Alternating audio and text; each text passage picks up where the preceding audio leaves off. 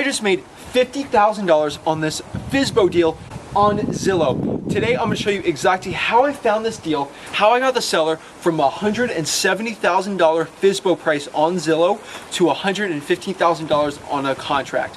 I could have made $40,000 or $30,000 on a wholesale deal. I ended up actually closing on this and throwing it back on the market a month later and selling it for $170,000. Made $50,000 in profit. I'm going to show you exactly how I walked through with the seller and actually how I got the seller from their $170,000 FSBO price down $55,000 with the power of rapport and asking these 4 important questions, and actually how I got $50,000 on this deal. So before I actually show you how I made $50,000 on this FSBO deal and how you can do the exact same thing, please smash that like button and subscribe so we can help this YouTube algorithm so I can show you more of these crazy deals that I'm doing for you guys. So let's get into it. Let me show you exactly how I got this deal. Okay guys, so I made $50,000 on this wholesale deal. So let me give you the quick background of it. I actually had a seller call me on a direct mail piece. It was actually the rapid offer system postcard. We kind of offer on there, but I'm just gonna make it really quick for you guys. So they called me on a direct mail piece. I actually have this property listed as a FSBO, which is a for sale by owner on Zillow for $170,000. Initially, when I get a FSBO call like that, I'm like, great, $170,000. How am I even gonna get them down on price? The Zillow's at like $165,000. There's no way to make money, and most wholesalers quit at that. If it's a for sale by owner on Zillow, they absolutely don't want to market to it and they think it's just a waste of a lead. And I'm guilty of this too. I truly believe that was the issue too, but I actually wanted to dive deeper with the seller and see if there's something that I actually can do to actually help them, because if they're doing a for sale by owner, there's a reason why they're not dealing with a realtor. There's also another reason why they're calling an actual investor like me. I did a deep dive on it. I did a deep dive on their motivations, their time frame, and everything like that, and I really got some more motivations. And after talking to him on the phone with that direct mail, I knew I could have helped him with it. So let's go into the property really quick. Let me show you what I was thinking with it and actually how I got the conversation going to bring them down over $55,000 from their Zillow FSBO price all the way to my wholesale contract price. So let's get into it. Let's walk through the property.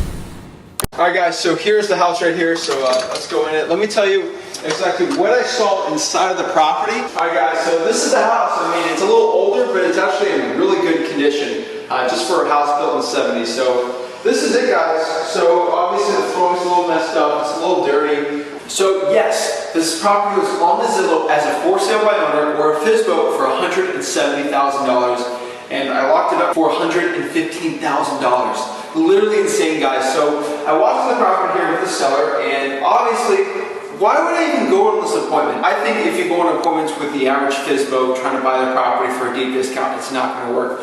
The reason why I actually came on this appointment and the reason why I actually locked it up for such a good price was one thing, and that is motivation. Again, the 4 most important things when you actually go meet with a seller and talk to a seller, if they're an actual motivated seller, again, is you want to know their motivation, their time frame, the condition of the property, and lastly, their price. So obviously the price was too high, but I looked at the other 3 criteria and I kind of dove deeper into it because they called me on a direct mail piece. So what I did was I talked about their motivation, and they needed to sell their house. And obviously that's why they did a for sale by owner. They didn't want to deal with a realtor, and they didn't really know about cash solutions, sort of like what I did. So I went deeper on their motivation. They actually had to buy a piece of property within a month. They had another wholesaler lock this property up for $160,000 trying to sell it to a cash buyer, and it just didn't work. And now the cash buyer got out of the contract and they're screwed. They have to move into their new house within a month. The seller had a new job, they had a family, it was super stressful for them. That goes on to the next thing here, which was the time frame. They had to get it done within a month. They got within a month, they wouldn't have enough money to buy this new house that they needed to get their job.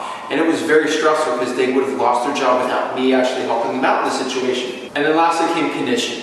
Now for $170,000 for Zillow as a FSBO, this property needed a lot of work. So let's walk through the property. I'm going to tell you exactly what I was thinking within the appointment, and we can go a little deeper dive on it. But when they called me and I learned about those 3 things, the condition was a little iffy on it too. I knew this could be a good appointment if I could get them down on price. So I had to build a rapport. So let's walk through the property real quick. Let me show you what I was thinking on the appointment. What I did to sort of devalue the property a little so they understood why my offer was going to be as low as it was, and how I eventually got from $170,000 FSBO to locking up for $115,000 and making $50,000 on this deal. So let's walk through it. So obviously here's the property.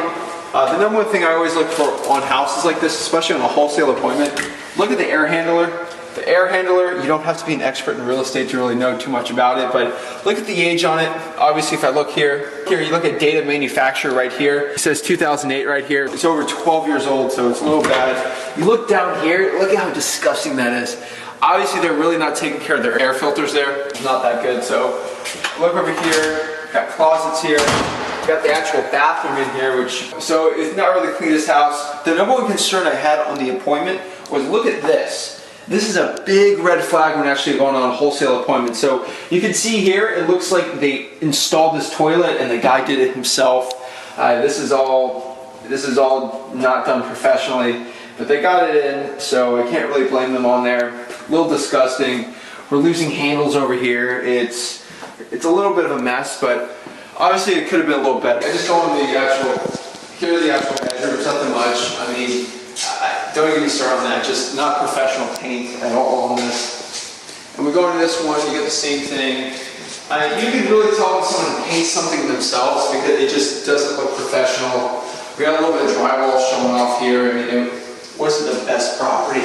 And when you're putting a property on a FSBO like this for such a high price relatively to what the thing is worth, you're not going to get the best stuff. So the only person that offered the seller a deal at that price was a new wholesaler who didn't know what they were doing, and they got the lady stuck and they almost had her losing her job. That wholesaler didn't understand how to actually run comps correctly, and they didn't have the right type of cash buyer. So number one thing here too is you can tell here this is concrete block, but right here is wood frame. So just make sure you know that about the walls there. You see little cracks on the toilet right here. You can tell right here, they didn't install a new one here, but that is from the installation because this backs up to the other toilet. If you come over here too, and look here, this is another red flag when talking to a seller on a wholesale appointment.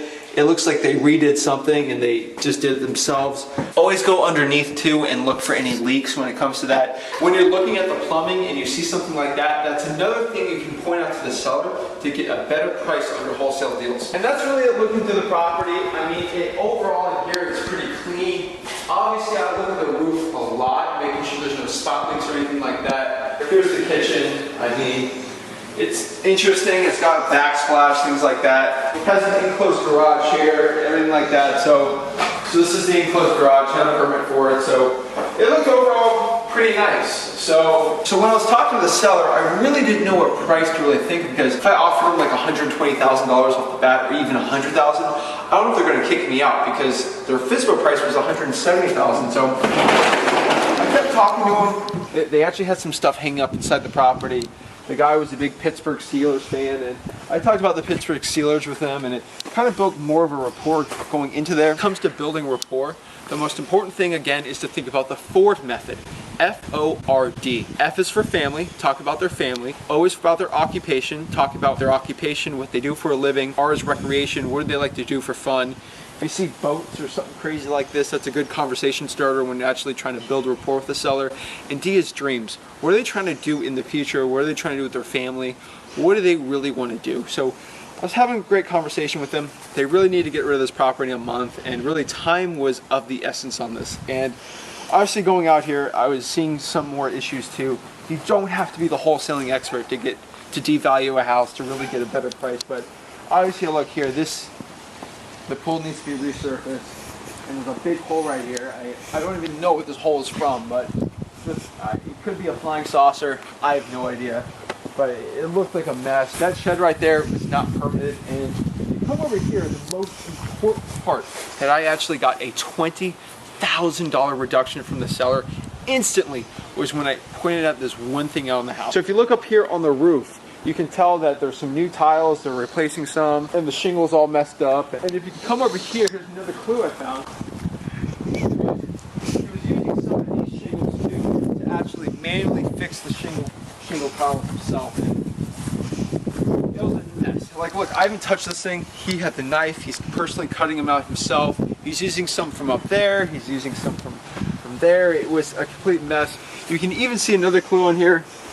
He literally had a ladder. So at the end of the appointment, I sat down here in the kitchen. They had a table. We sat down, I talked to the wife and the husband there, and I really understood their situation. They had to get rid of the property a month. The average realtor could not get that sold with inspections, appraisals. They just couldn't get it done within a month, and I was the only person that actually could do it. A wholesaler couldn't get it sold within a month. It was too much of a situation. So I honestly sat down with them. I really explained this. So I had a really good rapport built with them.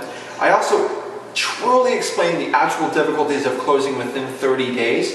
And lastly, I told them about the issues on the property, which they really didn't know. The wholesaler they had to deal with wasn't really knowledgeable and couldn't really explain the issues with the house. And most importantly, they weren't confident on their appointment with the actual seller, and that was a huge turning point for them. So I sat down with them, I explained, I'm probably gonna have to buy this property for around $100,000 to get this done.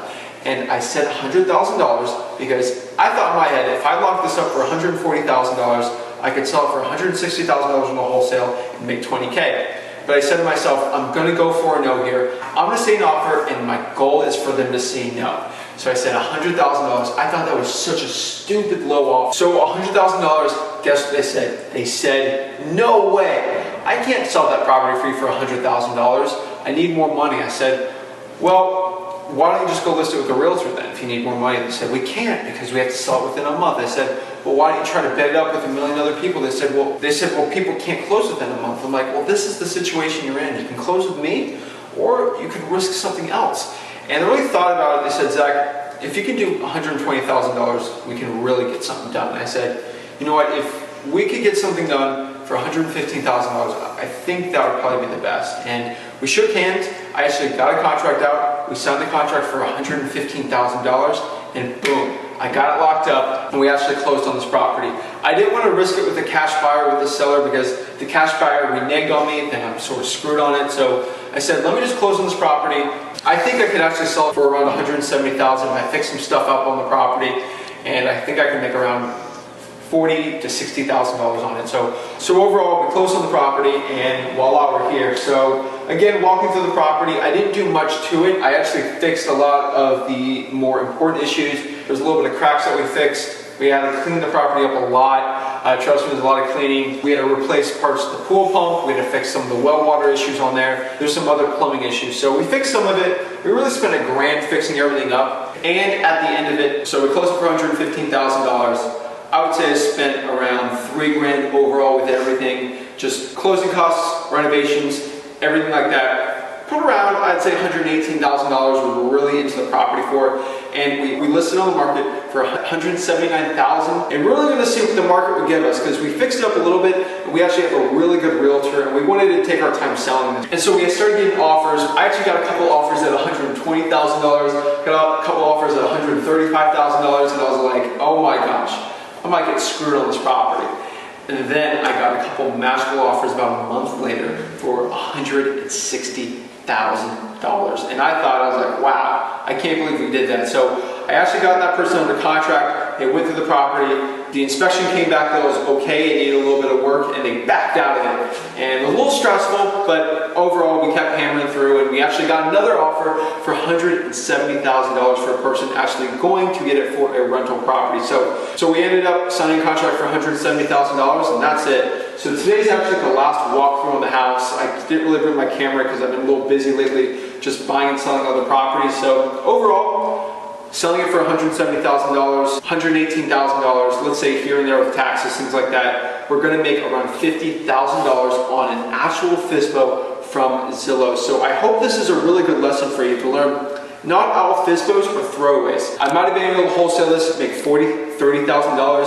Ended up wholetailing it. Again, wholetailing is when you actually close on the property yourself. You put at maximum $2,000 to $3,000 of renovations in, and then you throw it back on the market for the highest bidder. And that's what we did here. It's really wholesaling, just with retail. And so we ended up making $50,000 in profit on this one. Again, I don't record every single wholesale deal that we do, but I record each one that I've learned an important lesson on. And the most important lesson in this video today is to know, don't give up on FSBOs. If you have a FSBO, think about the 4 things when talking to the seller. Talk about their motivation, their time frame, condition, and price. If you get 3 of the 4 things on there, you might be able to get the price down even further, and it could be a really good wholesaling deal for you. So I truly appreciate you guys watching this video, looking around these crazy little properties here in Florida. I got my long sleeves on, it's in the 40s, I'm freezing my butt off for these type of videos, so if you could do me a big favor, please smash that like button and subscribe. It'll help me out, help the YouTube algorithm so I can provide more free content for you. Again, keep hammering on your FSBOs and keep grinding, guys. I truly appreciate it. Have a blessed day.